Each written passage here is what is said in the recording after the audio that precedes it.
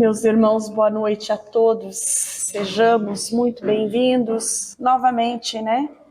A essa casa de oração. Você que está conosco toda semana, bem-vindo.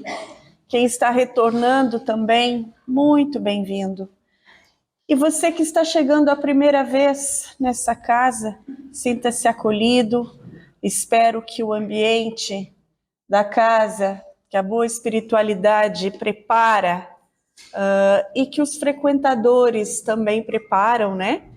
Espero que esse ambiente agrade, que esse ambiente faça com que você se sinta amparado, acolhido e que leve o que veio buscar na noite de hoje.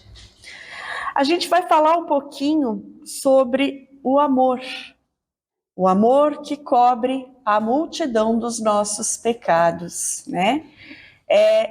São palavras de Pedro, na primeira epístola dele, que ele nos disse: mas, sobretudo, tende ardente amor uns para com os outros, porque o amor cobrirá a multidão de pecados. E é tão bacana a gente poder estar dentro da doutrina espírita, porque ela nos convoca a termos uma fé raciocinada. Então a gente sabe, percebe, porque as leis de Deus, porque a boa espiritualidade veio trazer a Kardec todos os ensinamentos que hoje a doutrina espírita nos traz, né, que nós somos os grandes beneficiários, compreendendo como é que pode, como que o amor vai cobrir a multidão dos nossos pecados, como é que fica a lei de Deus nesse sentido. Quer dizer que apaga, é aquela história do não, pelo amor me salvei e não precisa nada. Não, meus irmãos, não é bem assim. Não é bem assim. Estudando para essa palestra, eu soube que quando Jesus nasceu naquela época, Herodes o Grande mandou que se executassem todos os meninos na região abaixo dos 2 anos. Todos conhecemos essa passagem, né? Pois bem, hoje se sabe, a espiritualidade veio trazer a notícia de que Herodes foi hoje não, né? Há um tempo atrás, a reencarnação de um grande espírito que ajudou, inclusive, a trazer a codificação, alguns trechos do Evangelho. E o nome me fugiu agora, vocês me desculpem. Mas é muito importante, porque o amor está ali presente. E foi o amor que cobriu a multidão dos pecados. Mas vamos lá, vamos entender de que forma. Para entendermos de que forma o amor cobrirá a multidão de nossos pecados, é preciso compreender primeiro o quê? Livre-arbítrio. O que é o livre-arbítrio? É a nossa capacidade de decisão. Ele está mais, vamos dizer assim, aflorado quanto mais a criatura estiver evoluída. Bom, desta forma podemos concluir então que o nosso livre-arbítrio é mediano, de mediano para baixo. A gente ainda não é tão evoluído assim, né? Senão não estaríamos neste planeta de provas e expiações aonde estamos, né? Mas enfim, temos um livre-arbítrio? Temos. Por menor que ele seja, não tão aflorado, não, mas nós temos. Nós temos a capacidade de decidir o que é certo e o que é errado. Nós fazemos escolhas. E essas escolhas nos trazem consequências de qualquer escolha que nós fizermos. Então, meus irmãos, Deus não castiga ninguém.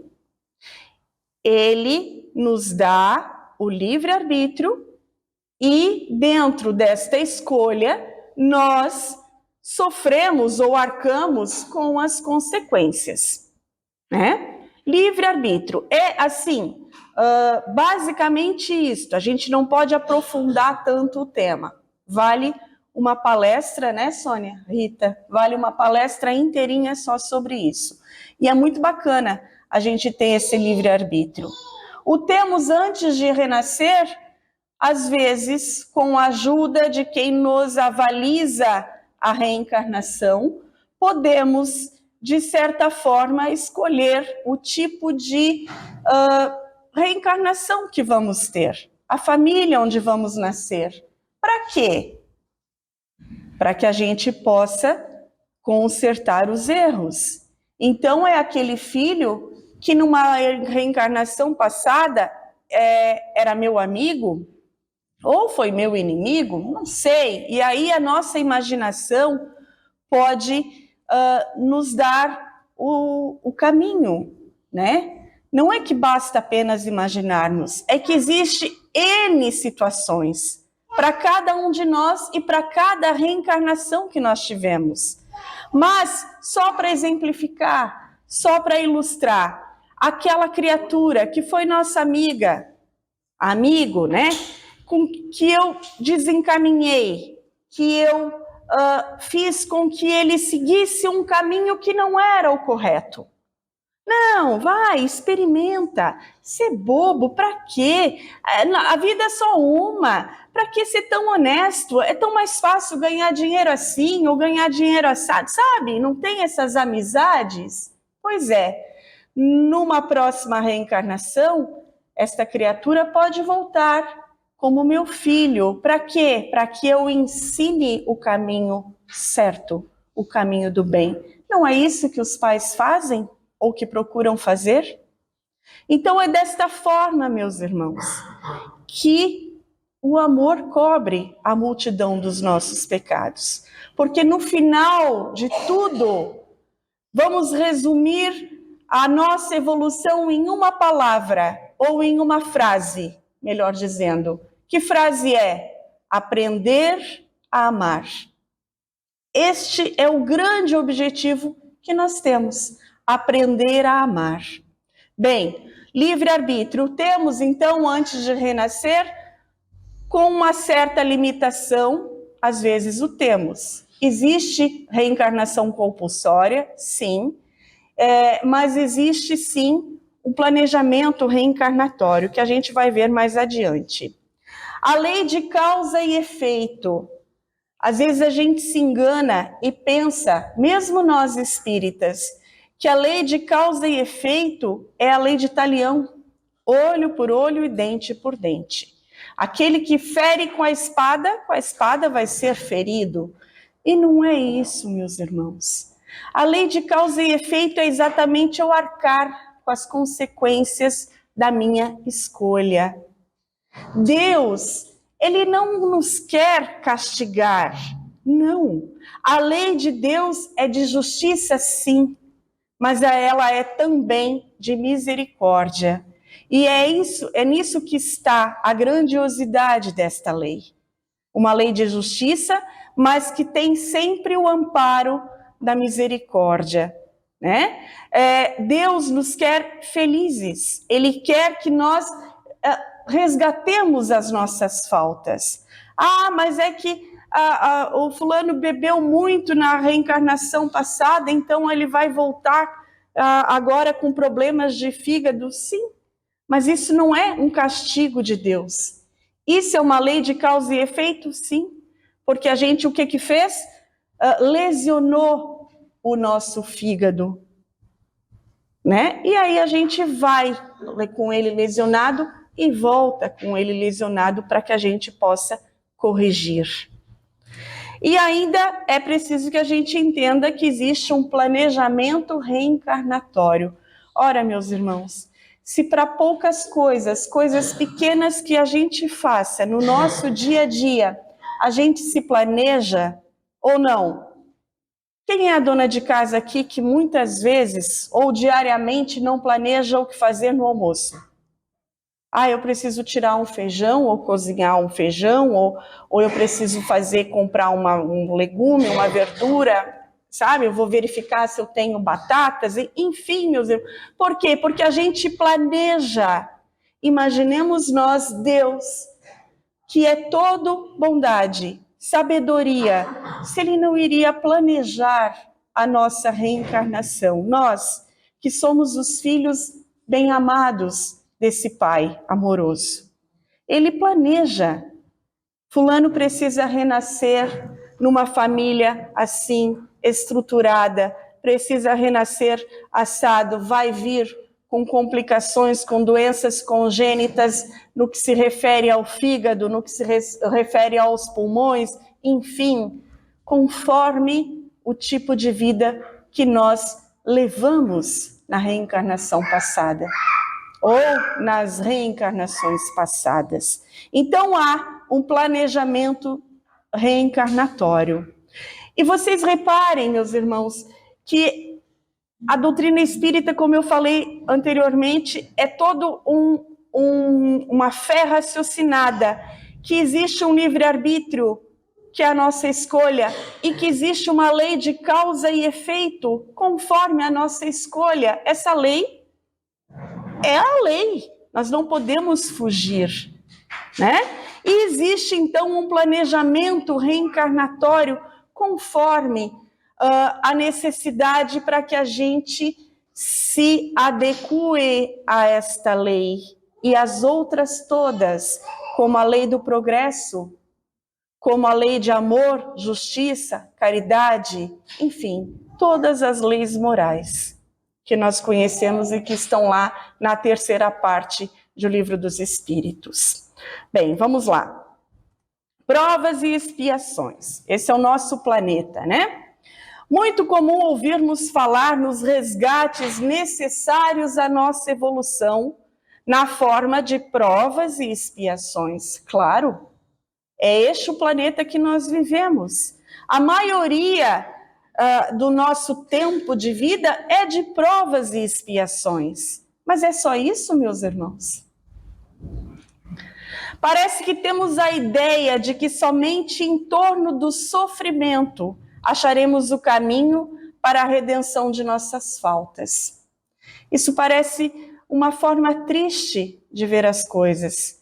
É só pagando, sofrendo, e às vezes a gente ainda diz, né, eu estou pagando. Eu atirei pedra na cruz, eu estou pagando, eu mereço, sim. Mas não é só isso. Deus nos quer felizes. É certo que a dor é mestra por excelência, mas não podemos nos esquecer de que Deus nos quer felizes. É isso. Mas a felicidade não é deste mundo. Não, não é deste mundo. Mas nós podemos ter momentos felizes. Nós podemos ter uma existência com menos dores, com menos sofrimento. E isso já nos torna um tanto mais felizes. E é isso que Deus nos quer. Ele não nos quer punir. Ele quer que nós aprendamos. E existem dois caminhos para a gente aprender, né? A gente já sabe. Portanto, existem duas maneiras para voltarmos a nos harmonizar com a lei. São as provas e expiações, ou a dor, e o amor, que é a caridade. Então, a gente pode escolher, com uma certa limitação, mas podemos escolher, podemos fazer mais, podemos trabalhar no limite das nossas forças, em favor do próximo, sim. E quem é o grande beneficiário? Eu. Quando eu trabalho em favor do próximo, quando eu faço a caridade, quando, enfim, no limite das minhas forças, o grande beneficiário sou eu. Por quê? Porque eu vou compreender que o amor vai cobrir a multidão dos meus pecados. E não são poucos, né, meus irmãos? Todos temos. Todos. Parece teimosia persistir em progredir somente pelos caminhos da dor, quando temos uma via bem mais suave, a do amor, entendido como a caridade na sua forma mais sublime. Então, meus irmãos, se a gente tem diante de nós uma criatura que nos provoca a ponto de a gente perder a paciência, aquela que talvez a gente nem tenha, mas enfim, o que é mais fácil? Eu ficar aqui remoendo, talvez até adoecendo, com problema de estômago, com problema de garganta, porque eu não engulo, com dor de cabeça, ou eu procurar fazer a caridade conforme Jesus nos ensinou, a sua forma mais sublime, perdoando, abençoando. Mas eu não consigo, Eliane, eu não consigo. Não é muito fácil. A gente tem que compreender, mas é muito melhor para nós. Isso vai nos fazer um bem muito maior do que a gente ficar remoendo. Mas eu não consigo aquela criatura, aquela criatura eu tenho que conviver com ela diariamente, é um problema. Por que será que eu tenho que conviver com aquela criatura diariamente? Como é que a gente consegue uma virtudezinha sequer? Eu costumo dar muito o exemplo da paciência. É comprando em gotas ou em dragas, tem lá na farmácia, Sônia? Não, né? Então, como é que eu faço para ter paciência? Eu tenho que exercitá-la diariamente. É um exercício, como qualquer virtude. É assim que a misericórdia divina pode estar no sentido de abrandar a lei, conforme a conduta do Espírito encarnado, quando este exerça o amor que cobre a multidão de pecados. Meus irmãos, são os nossos pecados. Então a gente tem que procurar respirar. Eu preciso de paciência, pois então vamos exercitar essa paciência. Vamos procurar fazer isso. Vamos procurar esse amor. Deixa ela. Coisa mais linda. Se ela vier aqui, eu não termino mais a palestra, mas deixa ela. Então, meus irmãos, é para nós mesmos. Nós somos os grandes beneficiários. Sabe? Essa multidão de pecados é nossa. É vivendo como irmãos, é nos doando desta forma. Trata-se de um verdadeiro incentivo à fé e à esperança para todos nós que erramos. A gente tem que pensar que aquela criatura tão difícil que eu falei há pouco está na minha vida por algum motivo. E será que eu vou errar de novo? Tratando-a com desprezo, com raiva, com ódio, com intolerância? Eu estou aprendendo o que com isso? O que eu preciso aprender neste convívio? O que eu preciso aprender com esta ou aquela situação? Mais, ou até, não mais, mas ao mesmo tempo que a Terra é um planeta de provas e expiações, ela é também o planeta escola, onde a gente vem para aprender. E essa é a melhor forma, aprender e não continuar batendo sempre na mesma tecla do erro, da intolerância, da impaciência. Jesus já nos passou essa fórmula há mais de 2000 anos, quando nos ensinou o Pai Nosso e nos disse: e perdoa-nos as nossas dívidas, assim como também perdoamos aos nossos devedores. Isso é uma forma de caridade. Aliás, o perdão é uma das formas mais sublimes de caridade. Então, perdoa aos nossos devedores. Eu preciso perdoar a quem me ofendeu primeiro, para Deus me perdoar. Primeiro vamos analisar assim, Deus precisa perdoar ou não, meus irmãos, Deus é Deus. Ele nos ama, Ele nos quer feliz. Então, quando Jesus nos ensinou que a gente precisa perdoar, é para que a gente faça o amor florescer. E aí a gente acha que Deus me perdoou. Não faz mal. Na verdade, até chega a ser isso. Eu estou melhorando, eu estou aprendendo. Perdoar é uma das formas de caridade mais difíceis de ser executada. E é complicado, né? Mas o perdão, que também dá uma palestra bem bacana, bem bonita, é uma forma de libertação. É uma forma de eu me livrar de tanta coisa que não é boa, principalmente das doenças espirituais que eu possa adquirir com esta falta de perdão, com esse rancor, com essa mágoa. Meu Deus, quem é que fica doente? Quem eu? Aonde que está a usina que fabrica essa raiva, esse ódio? Está dentro de mim. É como é que diz uma frase? É como eu querer me livrar tomando veneno. É horrível, não tem como. Então a gente tem que compreender que o perdão é uma das formas de caridade mais sublime e também mais difícil de ser executada. Mas, se conseguirmos, talvez o Criador nos conceda o perdão de nossos erros também. É o Criador que vai nos conceder esse perdão? Não, meus irmãos. É o amor que vai cobrir a multidão dos nossos pecados. Porque, afinal, eu aprendi, né?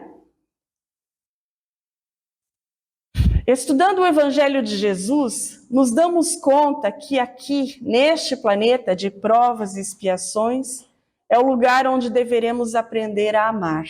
É isso. Provas e expiações, eu tenho que reajustar a minha conduta, eu tenho que provacionar, eu tenho que expiar, né? Às vezes a gente renasce, as pessoas renascem numa condição de doença muito grave, porque é um planeta de provas e expiações ainda. Mas ele é um planeta escola. É aqui que nós devemos aprender o que eu falei anteriormente, o que a gente pode resumir em uma frase: aprender a amar. É aqui, é desta forma. Compreendemos então que as pessoas que tornam difícil a nossa convivência são as que nos fazem evoluir. Não é mesmo? É mais fácil a gente amar os nossos mais próximos. E mesmo assim, às vezes é um desafio. É aquele filho, é aquele marido, é aquele pai ou mãe, é na família, às vezes, que está o maior desafio. E é mais fácil. Por mais que o filho seja difícil, é muito difícil a gente encontrar um pai ou uma mãe que não ame os seus filhos, né? É muito complicado isso. Por mais que os pais sejam difíceis, problemáticos, os irmãos, mas a gente está numa família e a gente aprende a amar. É desta forma que a gente vai aprender a evoluir. A nossa família espiritual vem dentro de um planejamento reencarnatório, que nós já falamos anteriormente. Para quê? Para que a gente aprenda a amar, para que a gente desgaste as arestas, para que a gente, enfim, que o amor aconteça. E aí a gente se liberta, né? Perdoando é mais fácil. Aquele inimigo ferrenho de uma reencarnação passada, ele vem eventualmente como nosso filho, como nosso irmão, é mais fácil o perdão acontecer desta forma. É através do amor, na forma de paciência, de humildade, tolerância, que vamos compreendendo que as pessoas de convívio difícil, que hoje eventualmente nos cercam, podem nos servir de instrumentos para as mudanças que precisamos fazer em nós. E é isso. E quando aprendemos, as coisas ficam mais fáceis. Quando a gente compreende que o defeito que aquela criatura a nossos olhos possa ter, talvez nós tenhamos também aos olhos dos outros, mas a gente costuma enxergar só nos outros, né? Para dentro, a gente não costuma olhar muito. Mas a mesma tolerância que eu preciso ter para com ele, provavelmente ele e as outras pessoas precisam ter para comigo. Ou será que não? Que eu sou sempre bonzinho? A gente se julga assim, né? Eu estou muito bem, eu estou ótimo, eu sou uma pessoa maravilhosa, mas o fulano, mas o Beltrano, mas quando eu chego no serviço, mas quando eu encontro, mas é sempre assim, é isso que a gente se julga. Então, meus irmãos, vamos aprender a lidar com isso. Né? As pessoas que eventualmente nos cercam são instrumentos para que a gente possa exercitar e fazer brotar, vamos dizer assim, as virtudes que nos faltam e para que a gente possa enxergar e ver, poxa, será que de repente eu não estou agindo igual? Que feio aquela mulher tão fofoqueira. Será que eu não sou assim também? Ou, que bom que eu não sou assim. Que bom que as outras pessoas, a atitude das outras pessoas nos ensinem. Nem que seja, ó, Deus me livre, eu não quero ser como fulano, eu não quero ser como Beltrano. Já basta os defeitos que eu mesma tenho. Uhum. A partir desse novo entendimento, deixamos de reclamar e passamos a agradecer aqueles que tornam difícil a nossa convivência, sabendo que são eles os melhores instrumentos que, por misericórdia divina, estão à nossa disposição para que pratiquemos a caridade conforme entendia Jesus. Ou seja, Jesus nos disse que a caridade é a benevolência para com todos, a indulgência para com os defeitos, as imperfeições alheias e o perdão das ofensas. Essa é a verdadeira caridade. Foi esta que Jesus veio nos ensinar. E a caridade o que é, meus irmãos? A caridade é o amor em ação. Então, quando eu a pratico da forma como Jesus me ensinou, talvez eu possa contornar a imensidão dos meus pecados. E quando desejamos, do fundo de nossa alma, o bem ao outro, podemos dizer que estamos evoluindo, que estamos exercitando o amor, que vence todo ódio, todo rancor, toda dor e que cobre a multidão ou a imensidão dos nossos pecados. Tá?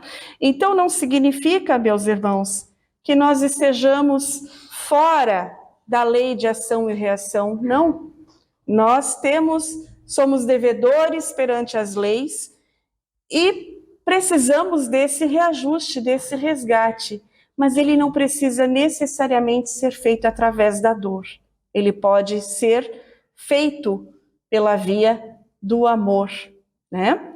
E só para ilustrar, eu trago a história que foi contada pelo espírito Hilário Silva no livro A Vida Escreve. Ele nos conta que descreve o fato de Saturnino Pereira, que ao perder o dedo junto a uma máquina de que era condutor, ele fica muito agastado, muito não sei o quê, nervoso, e como assim? Ele era um trabalhador espírita, um trabalhador incansável, uma pessoa boa, bacana, tá. E o Saturnino perde um dedo durante seu trabalho numa máquina. E fica com esse agastamento, fica com esse inconformismo, não é possível, tal. E à noite ele vai para a casa espírita e o mentor dele vem e diz que, Saturnino, por que você está assim? Era para você ter perdido o braço todo. Porque numa reencarnação passada, você castigou um escravo seu e fez com que ele perdesse o braço numa moenda de cana-de-açúcar, sabe? Por castigo e tal. E durante muitos anos na espiritualidade, você ficou na sua mente com os gritos daquela criatura e visualizando a cena daquele caldo da cana escorrendo vermelho junto com o sangue do infeliz que você mutilou. E você pediu encarecidamente, e aqui a gente vai no planejamento reencarnatório, aqui a gente vai no livre-arbítrio, você pediu encarecidamente para que você voltasse e perdesse o seu braço de trabalho. Mas, como a justiça divina, como você foi encontrado trabalhando no limite das suas forças, exercendo o amor e a caridade conforme Jesus nos ensinou, então você perdeu somente o seu dedo. Pronto, né? Está dado o recado. E isso pode servir para nós? Claro que pode. Nós não sabemos qual é o nosso planejamento reencarnatório. Bonzinhos nós não fomos, ninguém. Então, o que vale? Vale trabalhar, vale a gente procurar amar e trabalhar no limite das nossas forças, que pode ser que, desta forma, a gente possa cobrir, né? O amor cobrir a multidão, a imensidão dos nossos pecados. Que Deus nos ajude, meus irmãos, que Jesus, que é o grande timoneiro desta nau, possa nos conduzir ao caminho de amor, de caridade, que tanto nós precisamos trilhar. Que Deus nos abençoe, tenhamos uma excelente semana e uma boa noite a todos.